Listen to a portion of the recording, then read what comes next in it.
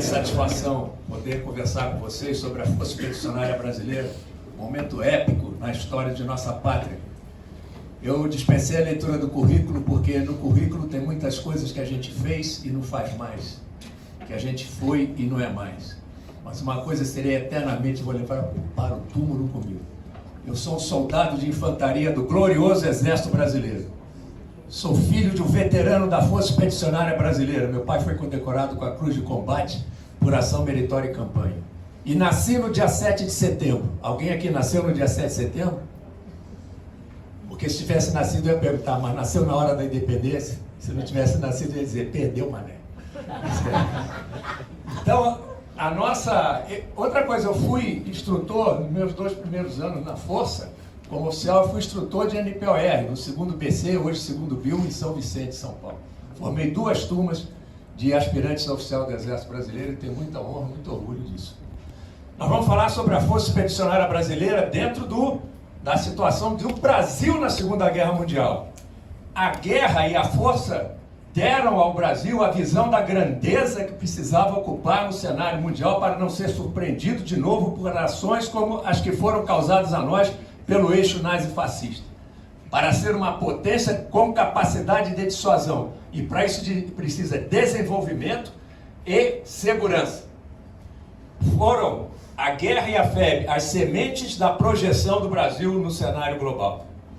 O objetivo de nossa palestra, portanto, é valorizar o Brasil, o Exército e a Força Expedicionária Brasileira.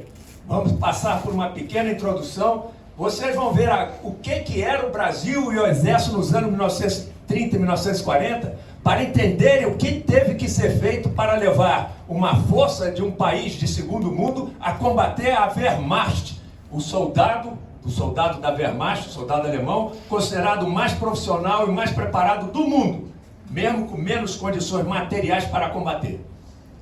Vão ver que o batismo de fogo de uma força em combate é sempre muito difícil.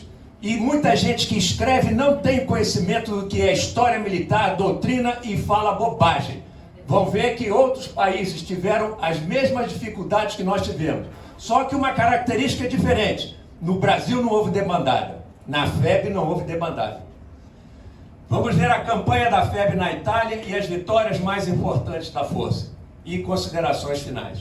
Infelizmente, como vocês viram aqui apresentado pelo Coronel Bergenmayer, a FEB é mais cultuada na Itália do que no Brasil, com monumentos, eventos comemorativos dos eventos, das atividades da força na Itália. Itália, em Montese, aquilo ali não foi desse ano, não, é de 2005. Todo ano tem aquela reunião, aquelas manifestações de vigor cívico.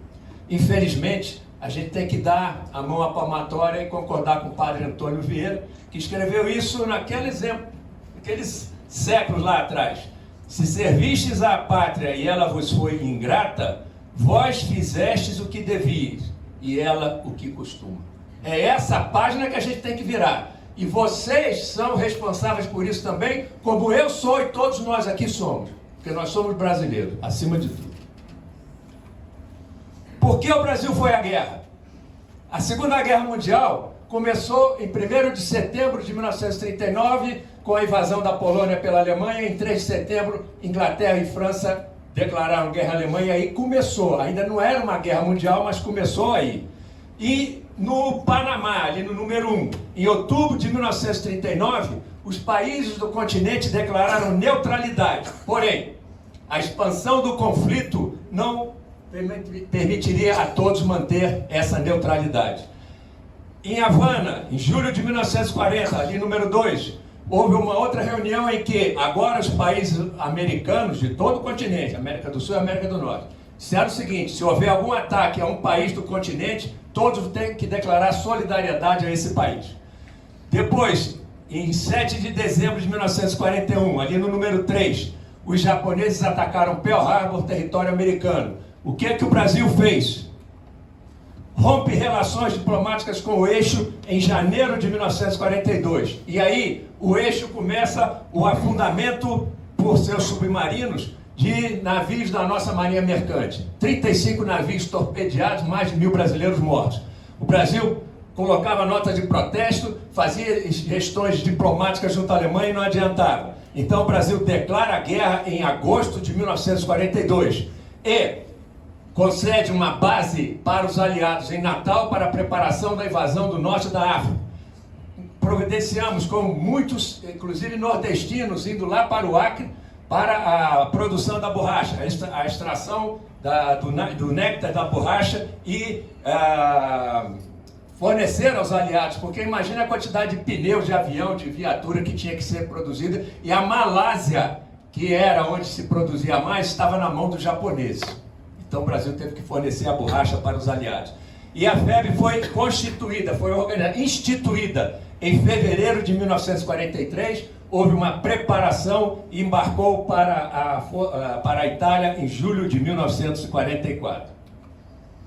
Olha o que era o Brasil nos anos 30 e 40 para ter ideia do esforço que teve que ser feito. Uma população de 40 milhões de habitantes, sendo 28 milhões em áreas rurais e 12 milhões em áreas urbanas. Nós só tínhamos uma estrada asfaltada, que era do Rio a Juiz de Fora. Repare bem, todas as cidades do Brasil, somadas, a população era de 12 milhões de habitantes. Só isso tem a Grande São Paulo hoje. A primeira estrada, a Rio-São Paulo, a rodovia Rio-São Paulo, só foi concluído o asfaltamento em 1951. Condições sanitárias, doenças endêmicas. Aqui a obra de, se não me engano, é Portinari, né? Sobre o que era a população brasileira. Mortalidade infantil, taxas altíssimas, infraestrutura precária de saúde, energia, transporte, serviço. Não tinha serviço, não tinha SUS, não tinha nada disso. Sem legislação trabalhista, 60% ou mais da população era de analfabetos, pouquíssimas faculdades. O Brasil importava todos os produtos essenciais, inclusive industriais. O que ele fazia? Exportava café, um pouco de algodão e de açúcar também. Tá? Esse era o Brasil dos anos 30 a 40. E aí veio de 30 a 45 a Era Vargas. Aí começou a evolução política, social, econômica do país. O Brasil passava de um país, começou a passar de um país agrário e rural a um país industrial e urbano. Entre 1937 e 1945, vivemos a época da ditadura Vargas. Dentro da Era Vargas, o período ditatorial foi esse aí. E aí, desde 1922, já havia iniciado a penetração das doutrinas totalitárias do comunismo e do nazifascismo. Né? Em 1939, a nossa liderança política estava dividida entre apoiar a Inglaterra e França na guerra, ainda não era uma guerra mundial, adotar a neutralidade, como acabou adotando inicialmente, ou se ficava a favor da Alemanha. Tinha gente, porque o regime nazifascista em 1939 não tinha mostrado a sua verdadeira face racista e totalitária e genocida. Então havia gente ainda com simpatia pela Alemanha, inclusive porque o nosso comércio com a Alemanha era muito forte. E esse era o Brasil, então, na Era Vargas. O Exército Brasileiro, o que era o Exército Brasileiro em 1943? Tinha um efetivo de 60 mil militares. E era necessário mobilizar para uma divisão, era para mandar 3. Acontece que a guerra terminou, nós só tínhamos mandado uma. Para mandar uma divisão, nós precisávamos mobilizar 25 mil militares. No Exército, 60 mil homens, tinha que haver convocação. E essa convocação, a decisão política correta, causou uma dificuldade operacional. Qual foi a decisão política? A FEB tinha que ser constituída por brasileiros de todas as regiões, para ser um evento nacional e não um evento regional. Porque era muito mais fácil pegar as unidades do Rio, São Paulo, Minas e Rio Grande do Sul, porque já estavam mais constituídas, o pessoal com estado sanitário muito melhor, e preparar esse pessoal para a guerra. Mas não, tinha que ser um evento nacional, como se fosse um evento cívico nacional. E aí a dificuldade naquele país que eu falei para vocês, com aquelas dificuldades, trazer gente de todo o Brasil para organizar, alimentar, instalar e adestrar na região de Rio, Minas e São Paulo. Então a FEB teve 32% de pessoal do Rio de Janeiro. Terem uma ideia, naquela época o estado do Rio de Janeiro era mais forte que o de São Paulo. São Paulo, a capital, São Paulo, só passou o Rio de Janeiro em 1960. Então 32% saiu do Rio de Janeiro, 16% de São Paulo, 12% de Minas, 6% do Paraná, Rio Grande do Sul 8%, e do restante do Brasil, de todas as demais regiões, 26%. Para se conseguir 25 mil aptos que atendessem às condições exigidas pelo Exército Americano, porque nós íamos integrar o Exército Americano com a nossa força, para atender aos requisitos, foram inspecionados 110 mil, porque muitos tiveram que ser dispensados por problemas dentários, raquitismo, tuberculose, doenças sexualmente transmissíveis, principalmente a sífilis, hanseníase, doença de Chagas e malária. E ali a tropa já desfilando, para variar, tem sempre um cachorro junto.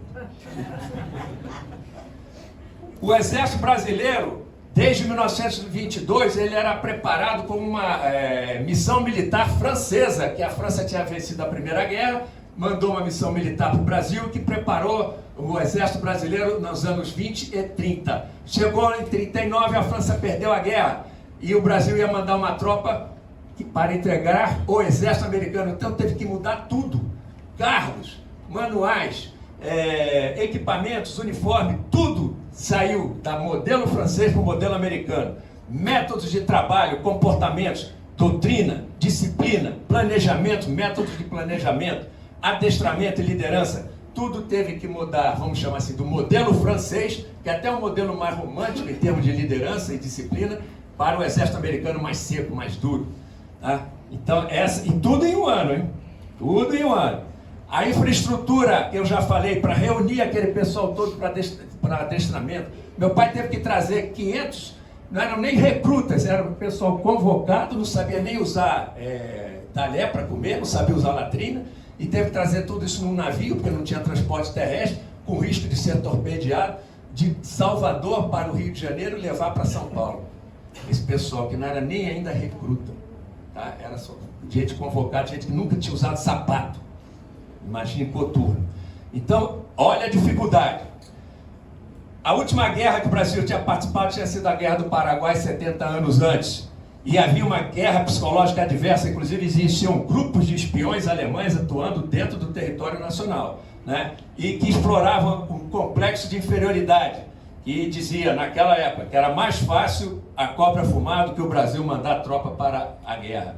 E aí, isso virou uma motivação psicológica. Ah, é? Então a cobra vai fumar, e esse foi o distintivo da Força Expedicionária Brasileira. Fuzis, metralhadoras, morteiros, viaturas só foram recebidos na Itália. Porque o americano pensava assim, pô, eu vou distribuir armamento, uniforme aqui para o exército brasileiro, e você depois não for para a guerra. Então só foi entregue na Itália, era tudo produzido nos Estados Unidos. O Brasil não tinha indústria têxtil desenvolvida, então uniformes, coturnos, tudo para atender às condições do TO, a nossa indústria não produzia. Então teve que vir dos Estados Unidos. Meias, luvas, camisas, ceroulas, mantas, lençóis, tudo. O apoio de carro de combate blindado, né? Não sobre roda que nós tínhamos, mas o blindado de sobre lagarta foi pelo exército americano, mas o terreno lá na Itália não era muito favorável a blindado. Vocês sabem que o percentual relativo de baixas na infantaria, o teatro de operações cujo percentual relativo de baixas na infantaria era maior, era na Itália, porque era um terreno montanhoso, e vocês vão ver a dificuldade daquela topografia. Já puderam ver até no slide que você apresentou. Então, quanto à logística, a dos Estados Unidos, para nós, grau 10. No entanto, o relacionamento inicial regular, porque vocês já viram o filme americano, como é que o americano trata o recruta quando ele vai adestrar o recruta. Eles receberam a tropa brasileira. O americano também é meio racista, não é só alemão, tá? Então tratava o brasileiro, quando ele via a tropa de mestiço, ele estranhava. Tem um coronel alemão que disse que a maior surpresa dele foi ver que tinha negro comandando branco no exército brasileiro. Isso para eles era uma surpresa. Então esse preconceito existia, e isso se refletiu no relacionamento, no adestramento final. Porque uma tropa, para entrar em combate, ela precisa ser adestrada durante 4 meses no teatro de operações. O máximo que as nossas ficaram foram 2 meses e já entraram em combate. Então, meus senhores, apesar de todas essas dificuldades, a cobra fumou. O Brasil, portanto, não estava preparado para uma guerra naquelas condições. No entanto, para lavar a honra de 35 navios mercantes brasileiros torpedeados por submarinos alemães sem estar ainda o Brasil em guerra, e com mais de 1.000 irmãos mortos, para responder a essa afronta tinha que lavar com sangue. Não bastava conceder uma base no Nordeste para apoiar a invasão do Norte da África. Tinha que ir para lá e lavar a honra ferida com sangue. E assim foi feito. Há quem deprecie as vitórias da FEB por não terem sido decisivas para a derrota da Alemanha nazista e do Japão, etc. Ora, a FEB era apenas uma de 99 divisões aliadas na Europa, em um teatro de operações secundárias como a Itália. Quem vira a página num combate, quem vira a página numa guerra, da situação de estabilidade para a vitória, não é uma divisão.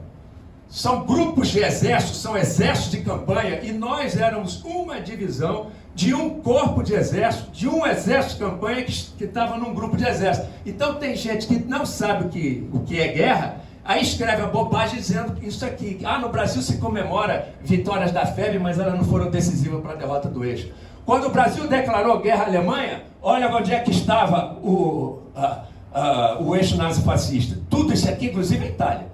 Tudo isso aqui estava na mão da Alemanha. Então o Brasil, quando declarou guerra à Alemanha, meus amigos, a Alemanha estava no auge. E nós tivemos a coragem, o país teve a coragem de lavar a sua honra declarando guerra e preparando uma força para combater na Itália. As vitórias da FEB, portanto, são compatíveis com o poder de uma divisão de infantaria a pé. Nem blindada é. Que essas vitórias foram importantes para o corpo de exército, que pertencia a um exército, que era o 5º Exército de Campanha. As vitórias da nossa força foram para esse 4º Corpo de Exército. A divisão não é um escalão estratégico, divisão é um escalão tático, portanto, querer que uma divisão ganhe uma guerra, ela nem estratégica é. E isso com um efetivo de 15.000 combatentes. O importante é reter o seguinte: em 1943/1944, o Brasil mobilizou 25.000 militares em um ano para enfrentar o exército, que não era o mais poderoso em termos de equipamento, mas era o mais profissional do mundo. Respeitado pelos aliados como sendo o mais profissional do mundo.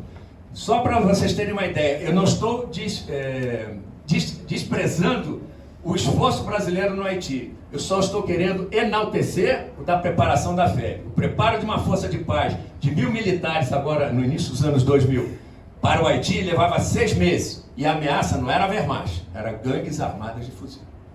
Então eu não estou depreciando o que nós fizemos no Haiti, que foi espetacular. Eu estou querendo apenas enaltecer o que fizemos na FEB. Então as suas principais vitórias: Monte Castelo, Montese e Fornovo, onde houve o aprisionamento de uma divisão alemã com 15.000 combatentes. Os Estados Unidos entregaram equipamento e armamento só na Itália. Havia dúvida se o Brasil mandaria tropas para o fronte.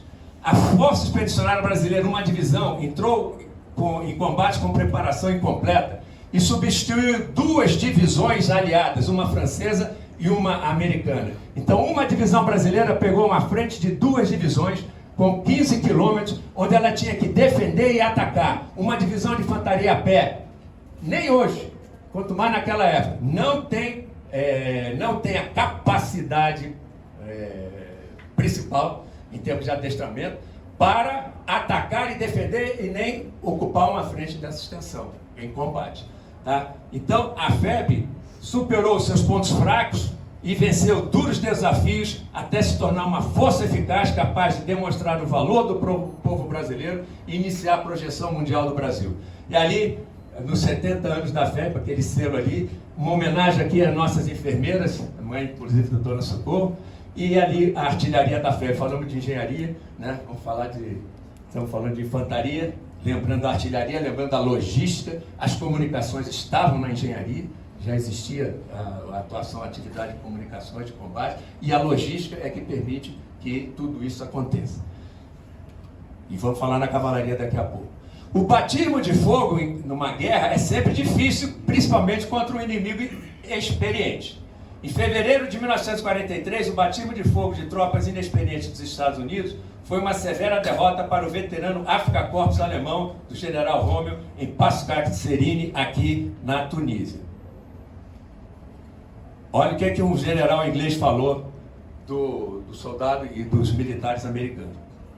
Eles não sabem cumprir suas tarefas como soldados, do general ao soldado raso. E esse escritor: os homens tinham corrido, os generais entraram em pânico. Isso que eles escreveram um pouco forçado, né? Mas nada disso aconteceu na FEB. Teve uma ação que foi uma retirada desorganizada de um batalhão, mas que foi substituído logo pelo outro. E esse mesmo batalhão que teve essa atuação foi o que conquistou Montese meses depois. Bom, então, seguindo, olha o que o general Eisenhower, que era o comandante das forças aliadas no Teatro de Operações Ocidental, né, que incluía a França e a Inglaterra. Ele disse, ele era o comandante dessa força, não da força total de invasão do norte da África. Foi a inexperiência, particularmente dos comandantes. As divisões não foram beneficiadas com os programas de treinamento intensivo. Olha isso aqui. Lembra que eu falei? 4 meses no fronte antes de entrar em combate. Permaneceram separados do armamento e grande parte do equipamento por longo período. Olha o que eu acabei de falar.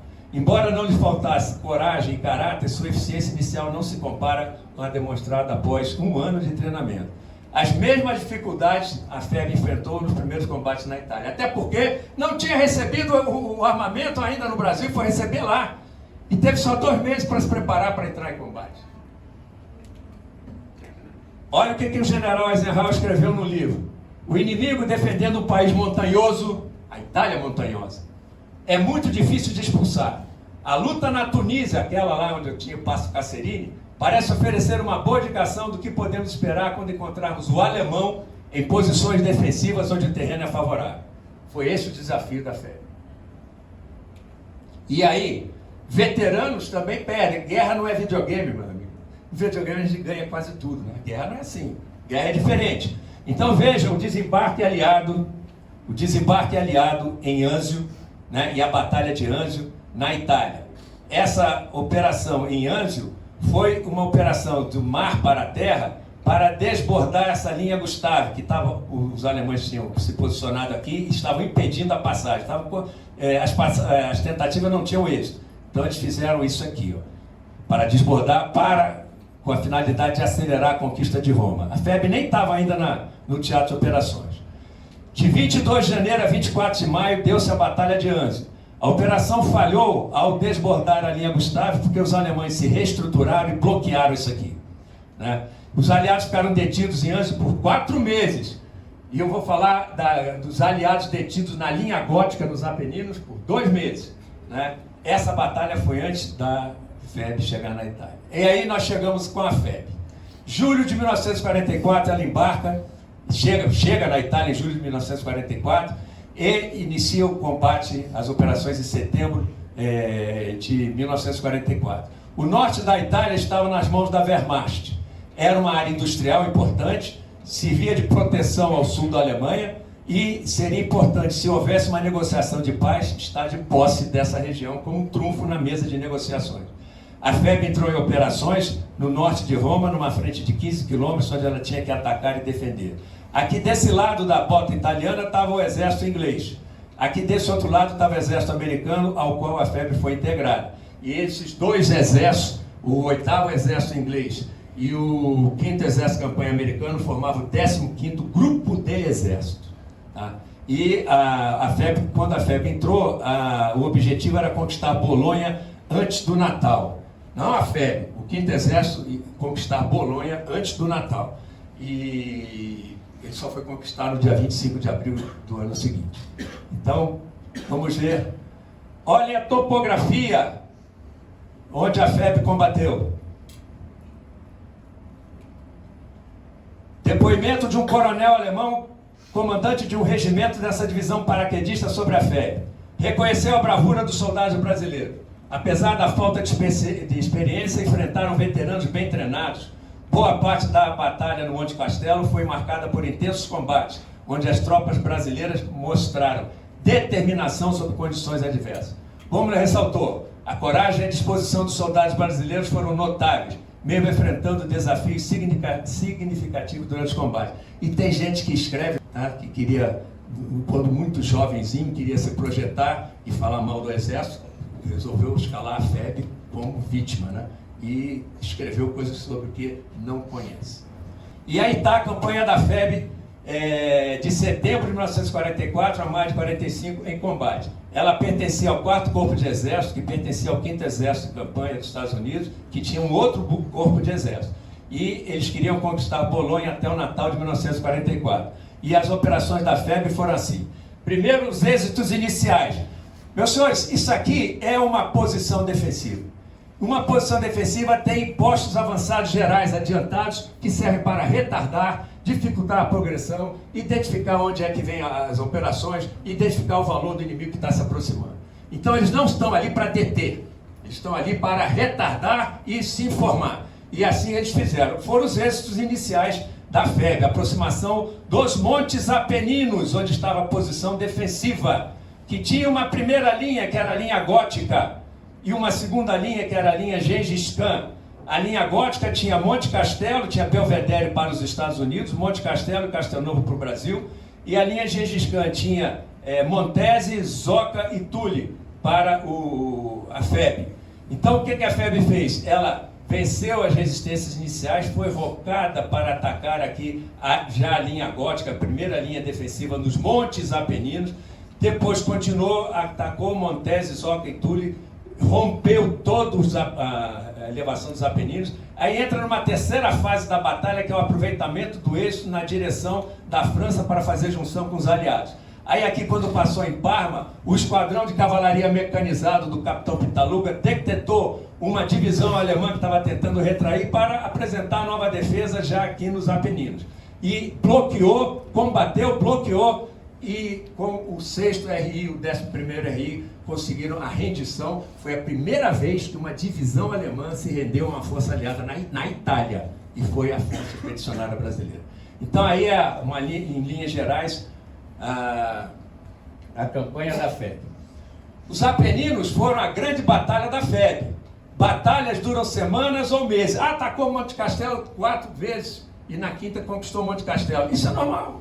Em campanha isso é normal. Não viu quanto tempo os americanos levaram para romper aquela cabeça de praia bloqueada pelos alemães? Levaram 4 meses. Aqui foi 2 meses e meio. E não foi só a FEB que ficou detida na linha gótica. Foram todas as forças aliadas. Nem inglês, nem americano, nenhuma força rompeu a linha gótica até fevereiro e março de 1945. Tá? Então, batalhas são sucessivos combates com avanços, recuos e paradas temporárias. Monte Castelo foi um ponto forte na linha gótica, essa aqui da frente, e um dos duros combates para rompê-la. E aqui está a linha Gengis Khan, e aqui está a posição defensiva dos Montes Apeninos. Sendo apenas uma divisão, o cerne da história da FEB teria que ser o combate de frações, pelotão, grupo de combate, companhias ou subunidades, unidades, batalhão, grupo de artilharia e regimentos. Soldados, cabos, sargentos, tenentes, capitães e comandantes de unidades venceram o maior desafio do guerreiro: enfrentar o inimigo com equilíbrio emocional, competência e coragem. O general Mascarenhas não é tão famoso como o general Pato. O general Pato era comandante de grupo de exército. O general Prado era comandante de grupo de exército. O general Marclar, comandante de exército de campanha. O general Mascarenhas era comandante de uma divisão, de um 4º corpo de exército, que tinha o general Crittenberg como comandante. Aí, porque não tem o mesmo... Claro, a história da FEB, por ser uma divisão, é a história do combate de frações, de grupo de combate, pelotão, companhia, unidade, batalhão, grupamento e regimento. Soldados, cabos, sargentos, tenentes, capitães e comandantes de unidade venceram o maior desafio do guerreiro: enfrentar o inimigo com equilíbrio emocional, coragem lúcida, não é coragem desesperada, competência, conhecimento, capacidade e coragem. E aqui está o coronel Nestor, num desfile em Brasília, ele hoje em dia já está mais caidinho. Monte Castelo e Belvedere, aqui a região de Monte Castelo, Mazancana, Torrácia e Belvedere. Houve 3 ataques frontais sem êxito, porque tem gente que diz o seguinte: 24 e 25 de novembro foram 2 ataques, outros consideram que foi um só, outra continuação. O outro foi 29 de novembro, outro foi 12 de dezembro e o vitorioso 21 de fevereiro. Esse aqui é meu pai. Olha o Monte Castelo, a Betaia, Torrácia. Olha Monte Castelo hoje, que é um reflorestamento. E os efetivos combatentes, só para ter uma ideia: regimento 3.000 homens, batalhão 800, companhia cerca de 150 homens. E aí está o esquema do regimento Sampaio, que foi o que conquistou Monte Castelo, o esquema de manobra do regimento Sampaio. 21 de fevereiro de 1945, entre 5h30 e 17 horas. A divisão de montanha americana, divisão adestrada para combate em montanha, né? ela partiria aqui da região de Mazancana e para conquistar La Torrace. O Regimento Sampaio, tá? Aqui ia um batalhão, lógico, da região, da 10ª Montanha, iria outro, aqui outro, etc. O Regimento Sampaio, né, ele tinha um batalhão no ataque secundário do Major Uzeda, o do Major Ciseno Sarmento na reserva e o ataque principal do Tenente Coronel Frank. Esse aqui ficou detido aqui no início, quem teve êxito inicialmente foi o secundário. Quando o secundário chegou aqui, o alemão teve que se reajustar ao dispositivo, diminuiu o poder de combate que estava detendo o terceiro avançou também. É o ataque secundário ajudando o ataque principal. De Monte Castelo, em 24 de fevereiro, esse batalhão ultrapassou as forças brasileiras aqui e conquistou Lacerda. E um batalhão do Regimento Tiradentes vinha dando proteção no flanco direito do Regimento Sampaio. Então, essa em linhas gerais, o esquema de manobra da conquista de Monte Castelo. No dia 21 de fevereiro, às 16 horas, essas companhias já estavam aqui, e entre 16 e 17h30 houve o assalto final a Monte Castelo, junto com o batalhão que estava no ataque principal, né? A artilharia da FEB fez 20 minutos de foco selado sobre Monte Castelo. Quando essas companhias chegaram aqui, o alemão começou a evacuar Monte Castelo, mas o assalto final ainda tinha cerca de 60 alemães aqui. Mas eles já tinham começado a evacuação quando eles sentiram que estava sendo flanqueado. E aí, o americano só conquistou La Torrace em 22 de fevereiro e La Serra em 24 de fevereiro, o batalhão brasileiro. E aqui o que diz nesse livro Chavantes na Itália, Crônica de Pracinhas da FEB, o general Mário Fernandes, não é o Mário Fernandes que está em notícia aí, não, isso aí é bem mais antigo, era tenente na FEB. Ele transcreve o relato do coronel Hans Rudolf Miller, que saiu publicado no jornal em Porto Alegre, que era um outro paraquedista, não é aquele que eu já falei, página 197. Para ter ideia do padrão desse coronel aí, recebeu a Cruz de Ferro alemã e a Cruz de Cavaleiro com folha de carvalho com decoração máxima. Um oficial desse naipe falou o seguinte sobre o ataque a Monte Castelo: meus homens veteranos da Rússia, da ilha de Creta e do África Corps, não se deixavam abater. Respondiam tiro por tiro, granada por granada, mesmo que, em torno de suas trincheiras, os corpos de seus companheiros caíssem mortos ou feridos. O dia foi tremendo. 12 horas após o início da batalha, tudo estava terminado. Monte Castelo era brasileiro. Fomos vencidos. Honra aos vencedores que bem merecem. Complacência e respeito aos defensores que cumpriram o dever. Isso é para quem diz aí, um desses escritores deles, que o alemão já não estava mais engajado fisicamente, com tanto empenho, com tanto ardor, como antes da entrada da fé. Mentira. E combate de Montese, principalmente entre 14 e 16 de abril, foi até o dia 17, foi a vitória mais sangrenta da FEB, 426 baixas, sendo 453 prisioneiros alemães. Essa torre de Montese, ela só foi conquistada no dia 15, pelo Tenente Porã, e o adjunto do pelotão do Tenente Porã era o Sargento Nestor, Tenente Coronel Nestor, que nós já falamos aqui. E aqui está Montese hoje, e uma cena da Batalha de Montese. Qual foi o esquema de manobra do Regimento Tiradentes? Porque o Regimento Tiradentes foi o que conquistou a região. Só que o ataque principal não era aqui em Montese, porque Montese é uma região em que tem uma vila de Montese, a região de Montese tem Cerreto e essa outra elevação aqui. O ataque principal era esse aqui porque a posição mais elevada, Montese ficava na subida. No entanto, foi essa aqui que foi a mais sangrenta. Então esse foi o esquema de manobra do Regimento Tiradentes, e aqui estava a 10ª Divisão de Montanha. Tá? O primeiro batalhão foi o que conquistou Montese e depois seguiu para a cota 726, fica logo depois. Só lembrando os efetivos combatentes, vamos ver o esquema de manobra desse batalhão que conquistou Montese. Então, aqui, o batalhão atacou às 9h35 do dia 14 de abril. A 2ª companhia fez o ataque principal. Um ataque secundário da 1ª companhia, dando uma proteção ao flanco da companhia que vinha sobre Montese, e aqui a companhia reserva. Então essa companhia lançou um pelotão para conquistar 759, porque era preciso que isso aqui tivesse em nossas mãos, senão esse pelotão não conseguiria vir aqui pela meia encosta para chegar em Montese. E esses 2 pelotões vinham para Montese. Esse aqui caiu no campo minado, o tenente tentou manobrar para destruir uma posição de metralhadora, levou um tiro na cabeça e morreu ali. Esse pelotão é que o sargento Nestor, depois de ter entrado em Montese, recebeu o comando desse pelotão. Esse pelotão se desvencilhou, aí começaram 2 pelotões, depois desceu mais 2 da companhia reserva, e foram eles que foram combatendo casa a casa em Montese, no dia 14 e 15 de abril, até o dia 16. E aí, homenagem aos libertadores brasileiros, na cidade de Montese tem uma praça chamada Brasil. Agora veja o que esse correspondente de guerra do Globo escreveu no dia 16 de abril. Montese já não existe, nenhuma casa intacta. Podemos avaliar o efeito terrível dos disparos de artilharia. Casas destroçadas, as manchas de sangue assinalam a violência da batalha com que os alemães a defenderam. Portas destroçadas, leitos vazios, cômodos em desordem. Os brasileiros venceram os nazistas, entre os quais se achavam muitos prussianos. Num combate épico, de ruas, de casa em casa, ficaram mortos e feridos muitos combatentes nossos. E aí o general Krittenberg, comandante do 4º Corpo de Exército, do 5º Exército dos Estados Unidos, ao qual estava integrada a FEB, ele assim disse: na jornada de ontem, só os brasileiros mereceram minhas irrestritas congratulações. Com o brilho de seu feito e seu espírito ofensivo, a divisão brasileira está em condições de ensinar às outras como se conquista uma cidade. A cobra fumou. E aí, a última vitória da FEB, grande vitória da FEB em Fornovo, foi no dia 28 para 29 de abril de 1945, onde deu-se a rendição da 148ª Divisão de Infantaria Alemã. Aqui, ó, o combate foi a partir de Colecchio na direção de Fornovo.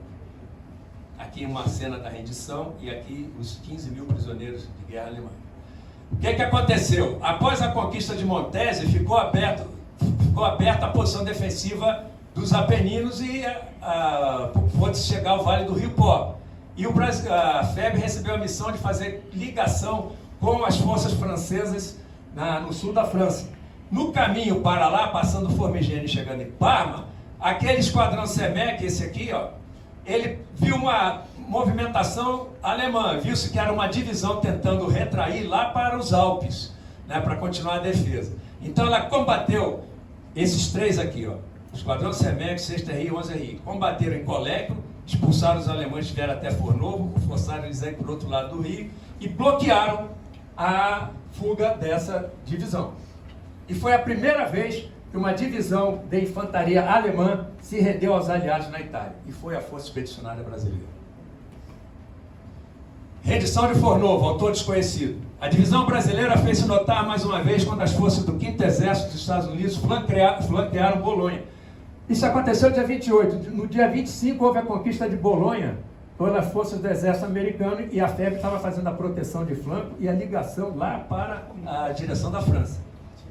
A 1ª Divisão Blindada e a 34ª Divisão de Infantaria do Exército dos Estados Unidos efetuaram um avanço a oeste de Bolonha em forma de leque pelo Vale do Rio Pó para Milão e Turim, isso na direção norte. A FEB, responsável pelo flanco sul, alcançou em poucos dias a distante cidade de Alessandria. Esse avanço arrojado, colhendo o comando alemão de surpresa, contribuiu para o rápido aniquilamento das forças ítalo-alemãs na Ligúria, e efetivamente para a rendição incondicional do grupo de exército centro-alemão. Então, a FEB. Então, meus senhores, chegando agora para concluir. Tive que andar um pouco rápido. A FEB ficou 239 dias seguidos na linha de frente. Das 44 divisões dos Estados Unidos que combateram na África e na Europa, entre novembro de 43 e maio de 45, apenas 12 estiveram ininterruptamente mais dias no front. Considerações finais. É preciso conhecer doutrina, tática, história militar para avaliar a FEB. Não entende, quer escrever? Pega alguém como consultor e bota do lado para que não escrever bobagem. Para avaliar a FEB, sem a servidão intelectual de não questionar algumas opiniões de metrópoles culturais. Muitas vezes erros, decisões incorretas tomadas pelo comando aliado, fica mais fácil de passar a responsabilidade para os escalões inferiores. Muitos desses erros, muitas dessas opiniões dissimulam erros de comando aliado, ou omitem os feitos de forças mestiças por preconceito. Patriotismo, senso de dever e camaradagem, forjado em riscos comuns, Unir os pracinhas, superando as diferenças e preconceitos de credo, cor, classe social e um deficiente preparo. Quanto a esses erros do Comando Aliado, quando foi em novembro de 44, quando foi determinada a FEB que conquistasse Monte Castelo, toda a linha de frente, desde a frente do exército inglês até a frente do exército americano, ao qual estava a FEB, tinha sido detida na linha gótica. O general Marcrat quis dar uma tentativa de, liberando Monte Castelo, liberar a estrada que passava aqui. Monte Castelo e outras elevações impediam o uso da estrada a 64, que iria na direção de Bolonha. Precisava tirar o alemão daqui. Então ele tentou fazer isso com a FEB. Só que já no início do inverno, e depois de toda a frente estar detida, foi uma atuação que é explicável, mas não foi a melhor decisão. Até porque estava começando o inverno. E nas estações invernosas costuma haver uma parada operacional nas operações, porque é muito difícil a progressão, o apoio, etc. Então ali não era hora de tentar um ataque. E o comandante brasileiro falou, isso aqui não pode ser apenas para uma divisão, tem que ser para mais de uma divisão. E a força americana que foi empenhada ali, foi a Força Tarefa 45, não era uma divisão, era uma força constituída com elementos que sobraram de dois grupos de artilharia antiaérea, porque quando aquelas divisões americana e francesa foram rocadas para a França, o Brasil substituiu as duas, perdeu a necessidade de muitos grupos de artilharia antiaérea, até porque a Luftwaffe já não estava operando tanto. Então constituíram como militares de artilharia uma força-tarefa para atacar a esquerda, no flanco, dando a proteção do flanco da FEB. Era pouco. O general Mascari falou que precisa de duas divisões, a FEB e mais uma. O que o americano fez? Ele preparou uma divisão nos Estados Unidos, nas Montanhas Rochosas, para poder, com essa divisão, que não era de recruta não, trazendo veteranos dos teatros de operações para os Estados Unidos, inclusive com alpinistas sendo convocados, constituir uma divisão, e essa divisão, que foi a 10ª Divisão de Montanha, chegou em janeiro na Itália, e ela fez o ataque a Monte Belvedere, inclusive usando material de escalada. Tá? Então, esse ataque à região de Belvedere liberou o flanco para a FEB poder atacar Monte Castelo. Então, essas coisas não se fala, né? Não se fala porque não se pesquisa. Prefere-se pegar relatórios, muitas vezes relatórios são feitos para se isentar da responsabilidade. Então é isso aqui que a gente precisa saber quando for ler alguns autores que falam sobre o que não conhecem. E aí, só para ter uma ideia, olha, esse tenente Emílio Varoli, ele foi aprisionado pelos alemães no ataque a Monte Castelo de 12 de dezembro de 1944. Isso está no livro. Conta esse tenente Varoli: fui recebido amavelmente pelo capitão alemão, que acompanhava o oficial médico atendendo alemães feridos. Ofereceram-me um pouco de conhaque e puseram-se a conversar comigo em inglês. Em dado momento, o capitão alemão me disse: vocês brasileiros são loucos ou muito bravos? Nunca vi ninguém avançar com tal desprezo pela vida contra posições muito bem defendidas, enfrentando metralhadoras a toda. Capitão, nós cumprimos ordens recebidas, respondeu o tenente Varoli. Sei disso, mas os brasileiros perderam no ataque de hoje 100 de homens entre mortos e feridos, contra 5 mortos e 13 feridos nossos. Capitão, haja o que houver, os brasileiros não fogem à luta. Sei disso. Na minha opinião, depois do soldado alemão, que são os melhores guerreiros, os brasileiros e os russos são os melhores que eu já vi. Isso dito por um capitão alemão.